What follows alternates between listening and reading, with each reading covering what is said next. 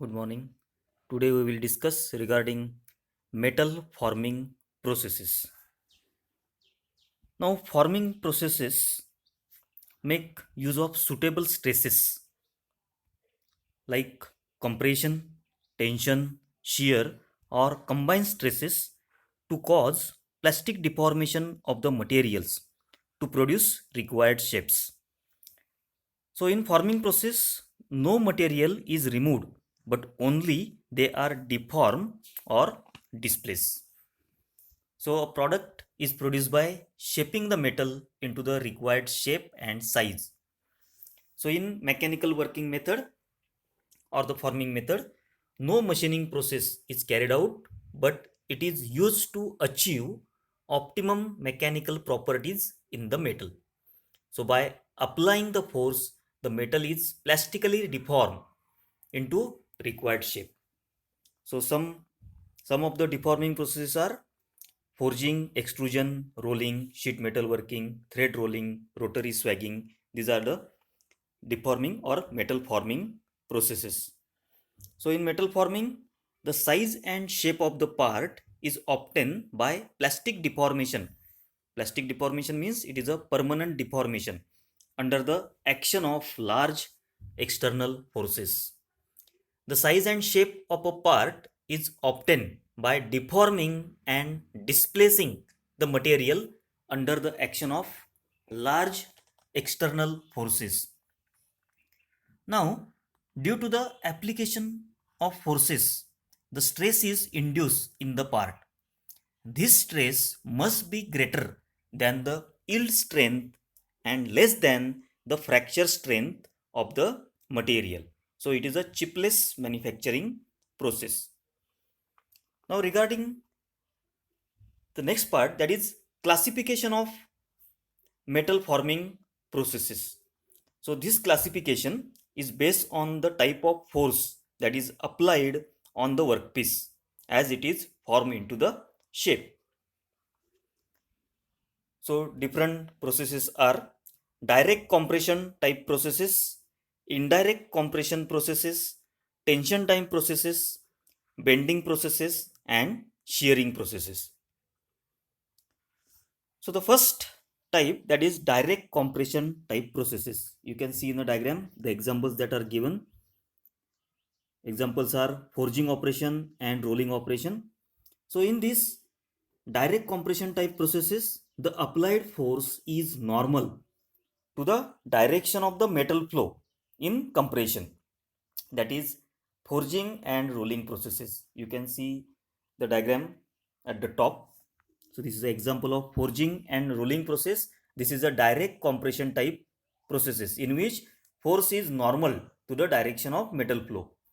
Second category is indirect compression type processes. So the primary forces are frequently tensile, with indirect compressive forces developed by the reaction of the workpiece. The metal flow is therefore under the combined stress state, that is extrusion, wire drawing, and tube drawing. So forces are frequently tensile. So material, it is elongated. Then the third category, that is tension type processes. So the applied force is tensile, that is stretch forming process. Next category, that is a bending process. The applied force involves the application of bending moment in the sheet. You can see in the diagram, that is a bending of the sheet. It is shown. And at the bottom, that is a shearing process that is shown. That is a cutting of the material, means it is a shearing process. So the applied force in a shearing processes involves the application of shearing forces of sufficient magnitude to rupture the metal in the plane of shear. So it involves the cutting of the material.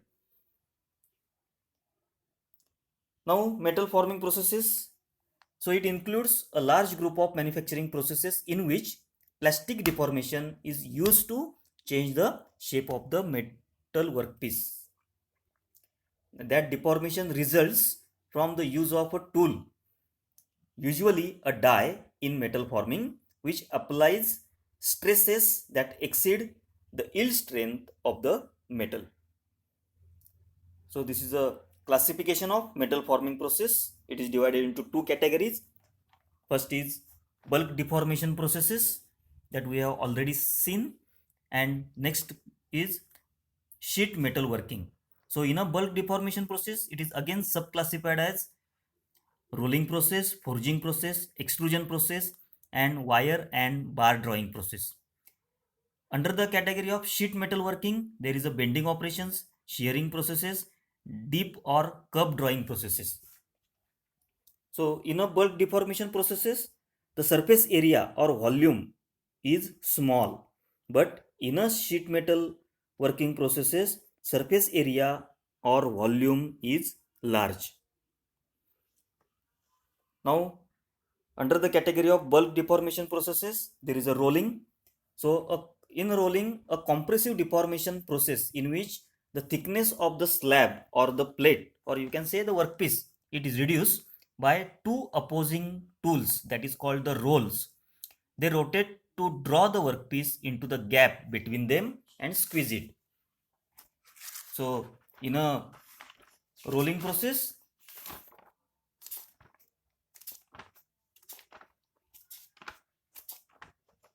the workpiece, it is passed between the two rolls that rotates in opposite direction.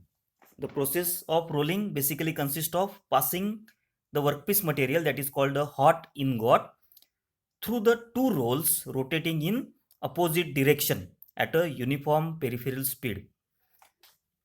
And the space between the two rolls is adjusted according to desired thickness of the product.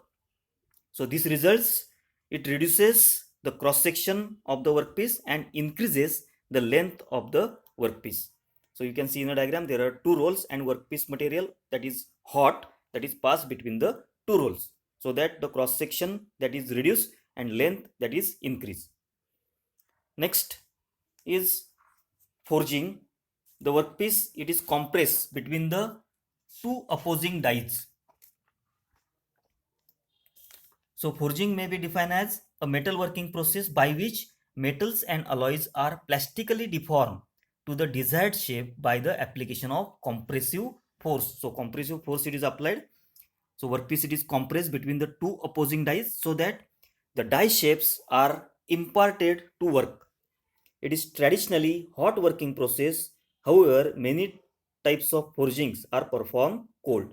So in a diagram, you can see there are two dies and workpiece that is made hot, and it is placed between the two dies, and from the top the compressive force that is applied to cause plastic deformation of the workpiece to get the desired shape.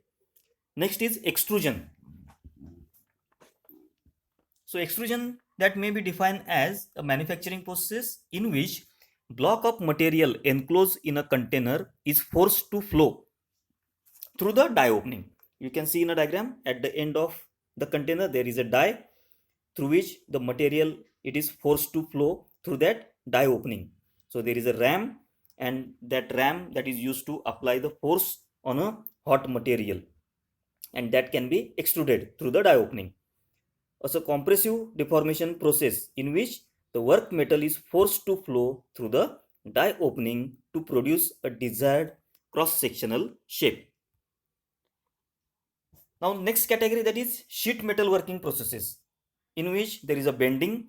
So it involves straining of metal sheet or plate to take an angle along the straight axis. You can say at the bottom there is a die, and at the top there is a punch, and the sheet, it is placed between the die and the punch to get the desired shape or the desired angle to the plate.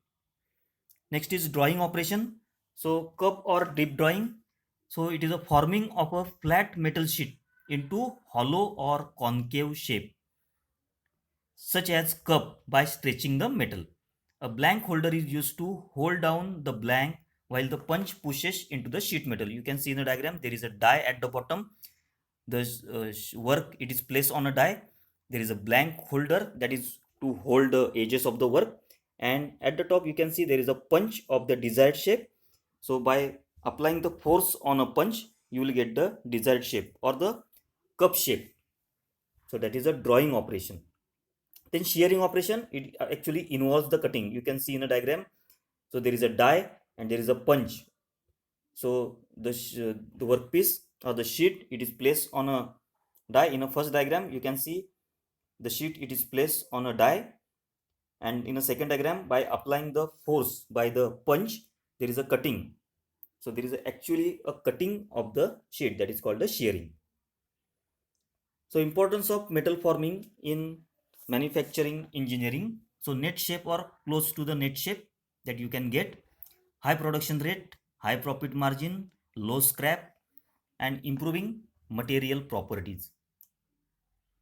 Then applications.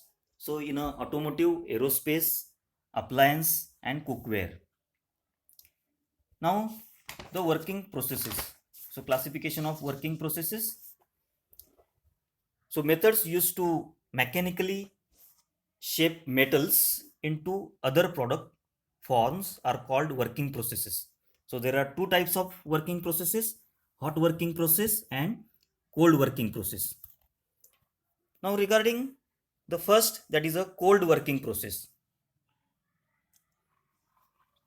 So cold working or forming can be defined as the plastic deformation of the metals and alloys under the conditions of temperature and strain rate such that the work hardening or strain hardening is not relieved. So that is definition of cold working process. The working temperature for cold working is below the recrystallization temperature of the metals or alloys. However, in practice, cold rolling is carried out at room temperature less than 0.3 into melting point of the metal. That is a cold working process. So you can see the graph.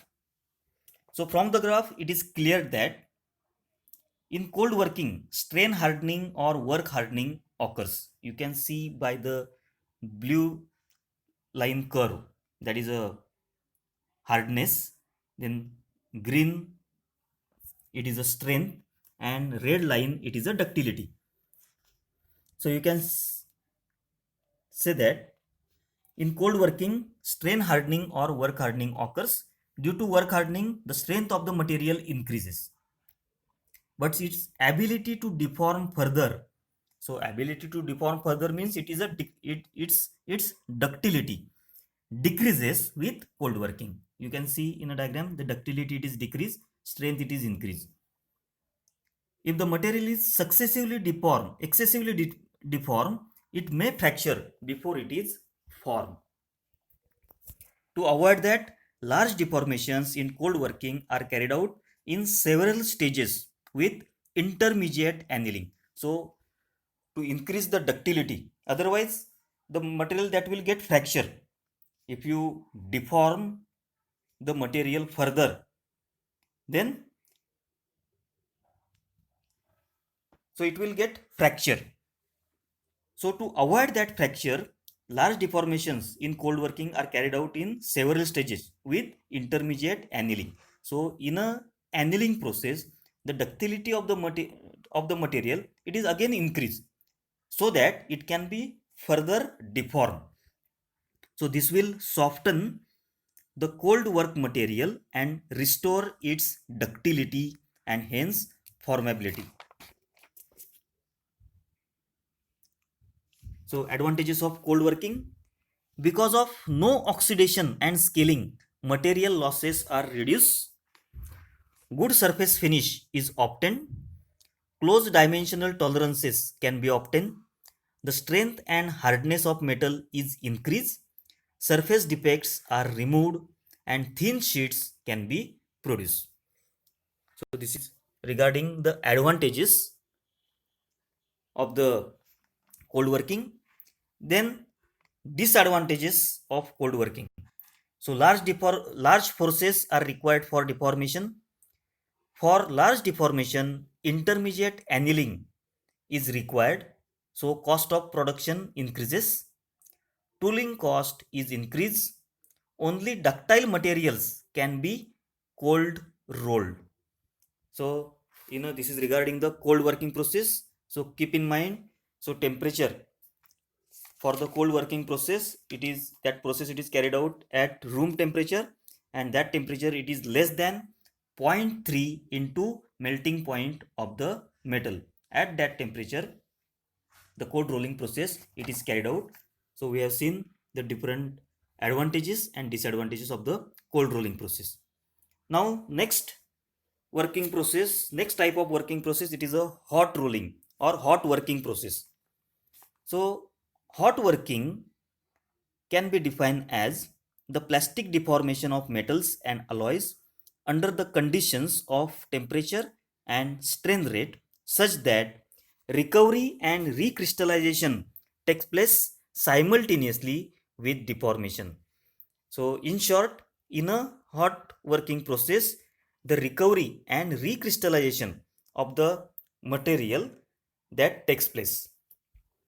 So hot rolling is carried out above recrystallization temperature of metals.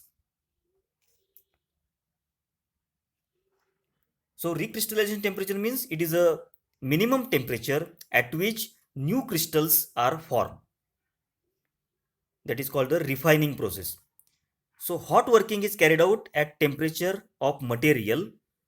It is zero point 0.7 to zero point 0.9 times the melting point of material. So that is a temperature required for hot working process. It is 0.7 to 0.9 times of the melting point of a material. So after hot working, a fine refined grain structure is obtained. Recrystallization decreases the strength and increases the ductility of the material. So you can see that in a hot working process, recrystallization is occurred, and due to recrystallization it decreases the strength. You can see the red graph, so red line, that is the strength it is decreased, and you can see the green curve, that is the ductility of the material that will get increased. So you can see the effect of temperature on metal forming processes. So ductility in a hot working process, ductility increase and hardness it is decrease. So recovery, then recrystallization and the grain growth. So these are the stages.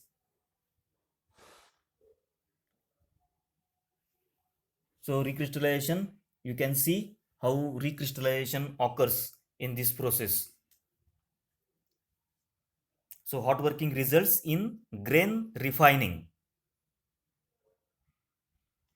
So the minimum temperature at which reformation of the crystals occurs is called recrystallization temperature.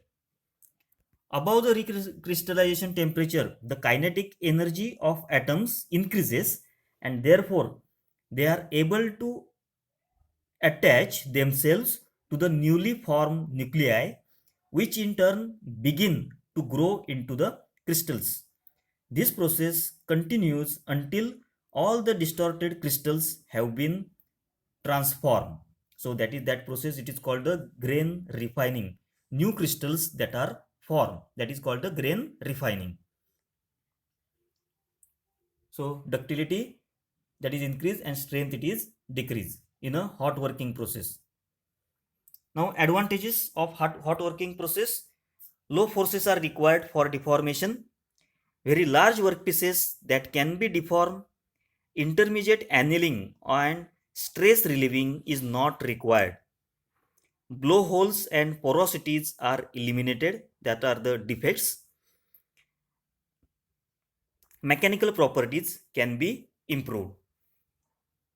Now disadvantages of hot working: due to oxidation and scaling there is a heavy material loss. Then poor surface finish, the life of tools are less, close tolerances cannot be maintained, and automation is difficult due to high working temperature. Now this graph indicates the process characteristics of cold and hot working, or you can say it is a analysis of the cold and hot working process. So you can see the graph, that is a load deformation curve. On a y-axis there is a load and on a x-axis there is a deformation. So to deform the metal permanently, load should be at least equal or greater than yield point A. You can see there is a point A that is called the yield point. So for permanent deformation, so load that should be at least equal or greater than the point A. Then you will get the permanent deformation. The elastic deformation being completely recoverable as the load is taken off before yield point A. So if the load, if it is below point A, so it is called elastic deformation. The curve OABC, you can see in a diagram, OABC represents cold working curve. The curve OAD, you can see in a diagram, OAD represents hot working process. The curve AB represents the uniform plastic deformation region, that is work hardening region. So it means the load is increasing to get increase in deformation. At point B, local necking of material starts. So necking of the material starts, that is called the maximum load point, that is B. Portion BC represents post necking deformation, ultimately resulting in fracture at point C. So it is clear that in cold rolling, so you can see the curve OABC. In a cold rolling, the forces increases with increased deformation. So to get the increased deformation, we have to increase the force in a cold rolling process. Now see the another graph, that is hot rolling process. OAD, curve OAD, it shows that once the forces equal to yield point load, the deformation proceeds at constant value of the force. After reaching at point A, then to get the increased deformation, the force or the load that will be constant. So this is regarding the cold and hot working processes and metal forming processes.